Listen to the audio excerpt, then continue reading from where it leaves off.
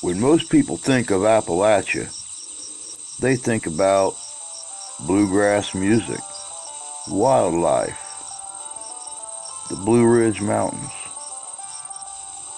But there's a darker side of Appalachia that very few people know.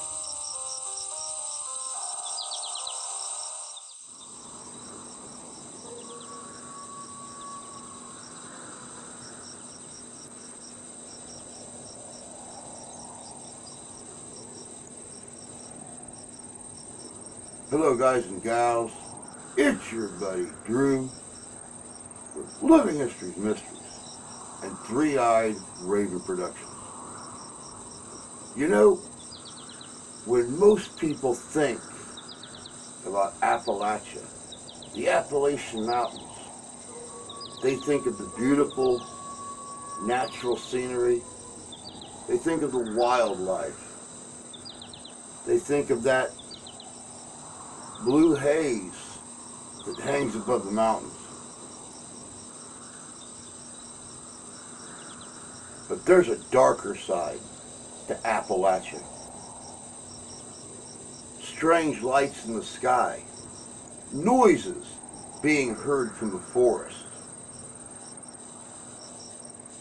strange, mysterious individuals and happenings. Today we're going to take a look at two of those strange happenings, those strange individuals from West Virginia. I'm not going to go into a lot of detail. I'm going to let you check it out for yourself. This is truly interesting. Stay tuned.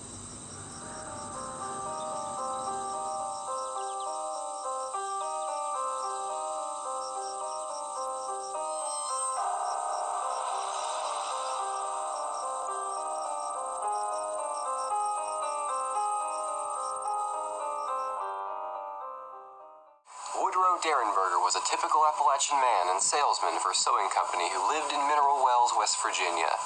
On November 2nd, 1966, about 7:30 p.m., while returning from Loretto, Ohio to his home, he had a strange experience. He was driving in his red panel truck on Route 77 in Parkersburg, West Virginia. He claimed that he saw a cigar-shaped metallic-colored craft. The ship traveled right by his truck and blocked the roadway ahead and gradually made him slow down to a stop on the side of the road. Woodrow described the vehicle as the strangest thing he'd seen and said it resembled a kerosene lamp chimney. The craft was hovering about 12 inches off the road. A door opened on the craft, a being exited the ship, and the door shut with a loud thunk behind him. Later, the vehicle climbed about 50 feet into the air above the highway. The being walked right up to Derenberger's truck window. Derenberger described the man as looking like any ordinary man off the street, 6 feet tall, about 35 years of age, olive complexion, dark brown hair, and wearing a long black trench coat. The man spoke to Woodrow telepathically. His mouth did not move. Instead, he had a fixed smile on his face. The man looked in through the truck's window and said without saying something along the lines of, "Roll down your window, I want to talk to you." During their communication, the man called himself Indrid Cold. He told Woodrow that he meant no harm. In the famous Derenberger interview, he said, "I was very frightened, but as far as I can understand, this was all mental. There were no spoken words from him. I knew what he was asking me, but yet he stood there and his mouth did not move. He had a smile on his face. He appeared very courteous and friendly." Indrid Cold and Mr. Derenberger's conversation lasted about 10 minutes. Cold told him, "I sleep, breathe, and bleed even as you do." Before returning to the flying craft, he said, "We will see you again." Derenberger later reported this event to the police. An older man claimed that he too saw a figure matching the description of Indrid Cold on Route 77 trying to flag him down, but he was too afraid to stop. Derenberger's conversation with Cold can be corroborated. Other people saw lights and fluttering vehicles at the same instant on the road. There were several witnesses that reported seeing Woodrow Derenberger stop on the highway talking to this man, and some even saw the flying craft parked on the road. Reports poured in of strange lights in the sky and beings, all at the same time, at the same place, on Highway 177 on the night of November 2nd, 1966. Woodrow's story gained traction in the media, gaining news coverage and attention after the Parkersburg police believed his story. A representative of the Air Force even contacted him soon after his accounts were documented. During this media storm, he went on live TV in Parkersburg, West Virginia, where he was interviewed by the state police and Wood County Airport, the city police, and representatives from the Dayton, Ohio Air Force Base. Over the course of the month that followed, Derenberger claimed he visited Indrid Cold many times, and they even took him in a spaceship to his planet. Indrid Cold would also appear at Woodrow's front door. His wife and children even knew that this Indrid Cold was paying him visits, and they even eventually came forward saying they too saw Indrid Cold and other strange beings. Woodrow's wife was terrified and said that these beings were much like us, traveled in everyday cars, dressed in everyday clothes, but were not human in origin. There was even one time where Mr. Derenberger disappeared for 6 months and said he was with Indrid Cold. This is what members of his family actually believed. He would also receive mental messages from his long-distant friend. They would come suddenly and leave piercing migraine headaches. His residents would often receive strange unknown phone calls. Sometimes they were threats to stop speaking about his experience. Other times there were odd beeps and electronic hums. Sometimes it was just silence. The family changed their number to an unlisted one, but somehow the calls continued. His story gained such media attention that locals would flock to his house all hours of the day and night and wait in crowds in his driveway to catch a glimpse of his friend, Indrid Cold. Bogle Ridge is another location associated with the story. Derenberger claimed to go there to meet with Indrid Cold and go on rides into outer space. Some locals claimed to actually seen the spaceships land there. On one occasion, 2 men armed with loaded rifles were hiding in the woods by Derenberger's property. They observed a black Volkswagen enter the front yard. A peculiar man dressed in an all-black suit with tan skin exited and talked with Woodrow before leaving. The hunters were disappointed. They waited even longer, wanting to see something truly terrifying, but maybe they already had. Woodrow hadn't heard of the men in black, but after his visit he was extremely frightened by them. Derenberger eventually decided to seek medical attention and the opinion of a Parkersburg psychiatrist. He not only left with a clean bill of health and absolutely no evidence of chemical imbalance or disruption, but his very doctor endured a reaction soon after their meeting. He was contacted in December by a most peculiar man. His name, Indrid Cold.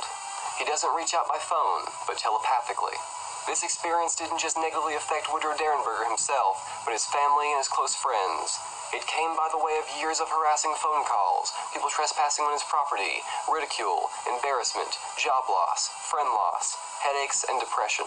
He suffered a bitter divorce and had to move away from the area because of his notoriety.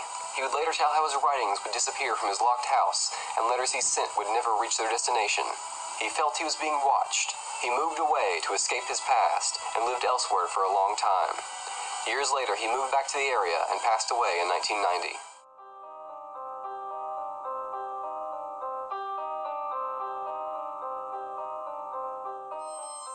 And now, on to the terrifying men that visited him in the Volkswagen, the Men in Black, or MIBs as John Keel calls them.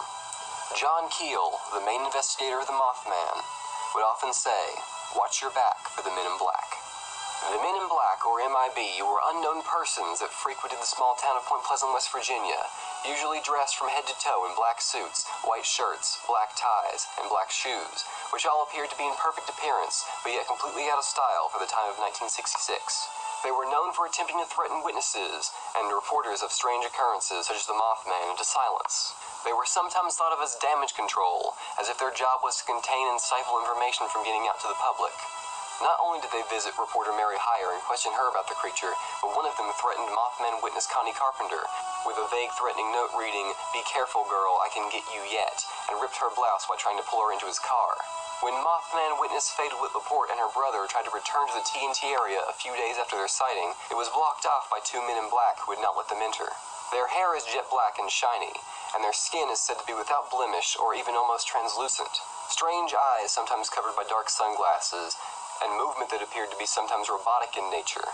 Mary Heyer noted the olive skin tone and that they never blinked their eyes. The Men in Black also had strange eating behaviors. Witnesses say they didn't know how to use a knife and fork, and the waitress had to come over and show the man how to cut his steak. They didn't chew their food, they just kind of swallowed it. They usually traveled in groups of 2 or 3, and had a knack for knowing things about the witnesses they taunted, things that only the witness knew. There were even reports of them being masters of illusion by way of being able to make themselves appear and disappear without a trace. Some have reported them carrying sophisticated gadgets, and one woman claimed that the MIBs erased part of her memory. John Keel, the main investigator of the Mothman and author of the Mothman Prophecies, is credited for popularizing the term Men in Black as a generic way of describing these mysterious men. Keel would chase the Men in Black in attempts to confront them.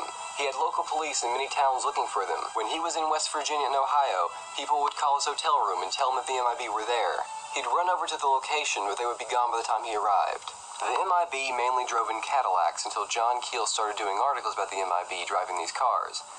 Then they switched to Volkswagens.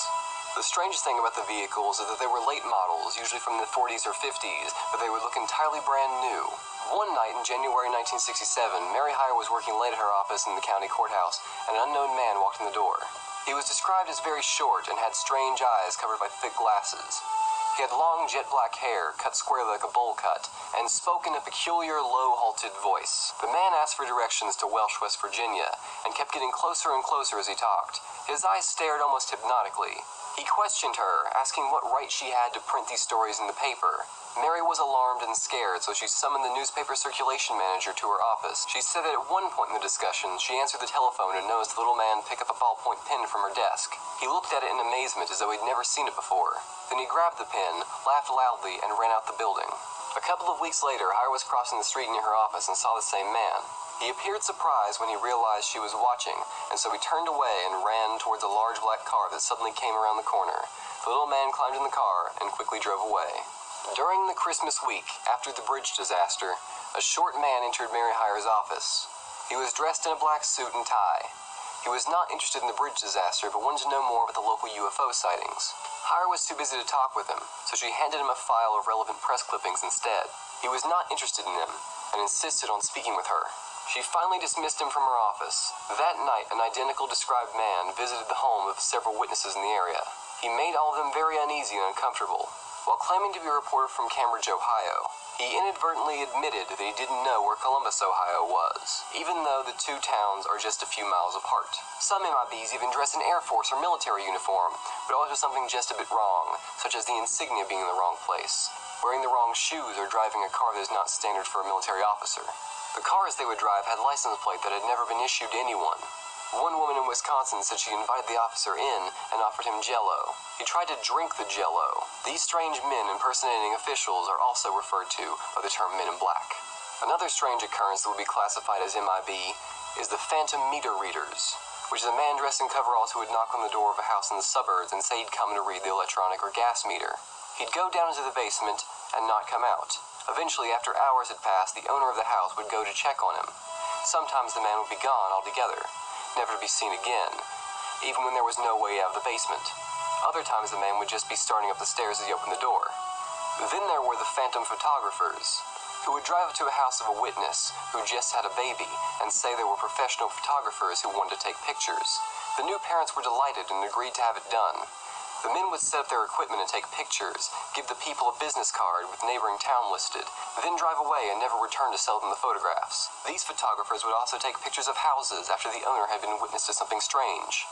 They'd pull up in black Cadillacs, take out a big tripod and a heavy camera, set it on the tripod, snap a picture of the house, then put it all back in the car and drive away without going up to the door or offering to sell the pictures. Some thought they were government agents, some thought they were aliens, some thought they were time travelers or from another dimension or spiritual realm. Whoever they are, they left a strong impression on those who witnessed these mysterious men when they roamed the streets of Point Pleasant.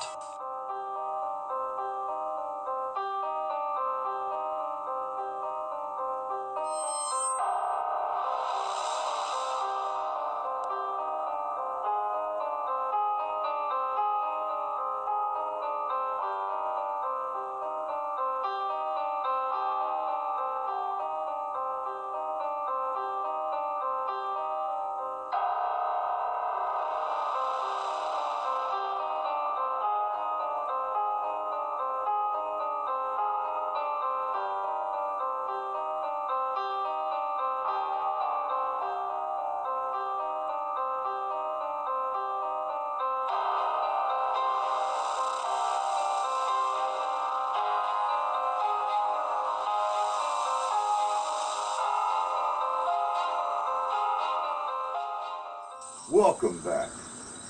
You know, it's like I said in the beginning.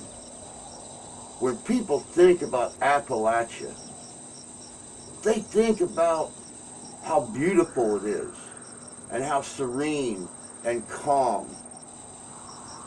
The sounds of the winds blowing through the valleys. the blue haze on the Blue Ridge Mountains. But there's a darker side. No one knows who Indrid Cold was. He vanished as quickly as he appeared. And though there have been isolated reports all over Appalachia of people seeing an individual that fit his description, nothing's been confirmed. It just seems like one more frightening mystery. The history left behind. And I think most people just want to forget about it. How about the men in black? Who are they? Why do they always seem to appear after a weird cryptid sighting or a UFO sighting? Why do they threaten individuals to not talk about them?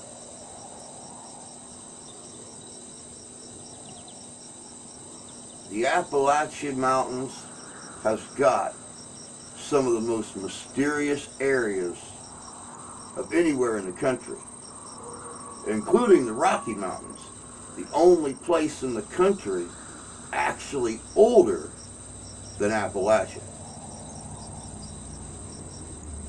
Like I said, no one knows who Indrid Cold was. Was he an alien? Was he a government agent? Was he both? The same with the men in black. The Mothman. And all the other mysterious happenings in Appalachia. We're going to touch back on this every once in a while, and I'm hoping sometime here real soon to do something with Jared King, Jared King TV, right here on YouTube. He's been doing a lot on Appalachia, on the mysteries, the myths, the legends, and the stories that come from that region of the country. And I'm really hoping to sit down and do a little collaboration with him sometime in the near future. But until that happens, like I said, these are just two more mysteries that history's left behind and people kind of want to forget about. But that's all I got for you guys today. Until next time, take care of yourselves. Take care of each other. God bless you. God love you. We do. And well, I normally would say we'll see you in history. But you know,